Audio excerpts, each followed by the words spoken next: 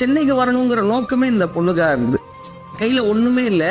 ஒரு பொண்ணு நம்ம நம்புதுன்னா அப்போ நம்மகிட்ட ஏதாவது இருக்கணுமே, நமக்கு ஒரு அடையாளம் வேணுமே. இப்போ என்னடா பண்ணலாம், சரி சென்னைக்கு போடலாம்னு குத்து மதிப்பா ஓடியாந்தவன். பொய் சொன்னாலும் சரி, ஒரு வார்த்தை கூட மறுத்து பேசாம சரின்னு வைக்கிற ஒரு ஆள். எனக்காக அவங்க கல்லூரி முடிச்சுட்டு சென்னையில பேராசிரியர் வந்து வேலை பார்க்குறாங்க. அவங்களுக்கு சென்னைனா ஒன்றும் தெரியாது.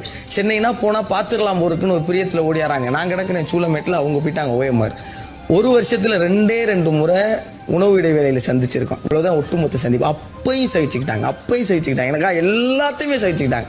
எல்லாத்தையும் செஞ்சிட்டேன். வீடு எல்லாத்தையும் செஞ்சிட்டாங்க. எனக்கு 24 வயசு இருக்கும்போது ரொம்ப நெருக்கடி குடும்பத்தில் வந்துருச்சு. என்னை எங்கேயாவது கூட்டி போயிருந்தாங்க, கல்யாணம் பண்ணிக்கலாம் அப்படின்னாங்க. எதுவுமே பண்ண முடியல. ஏன்னா அப்போதான் 25,000 ரூபா சம்பளம், அதில் பாதி வீட்டுக்கு கொடுக்கணும். இதை வச்சு நான் என்ன செய்வேன்? வீட்டில் சங்க எடுத்து போட்டுருவாங்க. என்ன செய்யறது அப்படின்னா கடைசியில் எனக்காக எல்லாத்தையும் விட்டு கொடுத்தவங்க என்னை விட்டு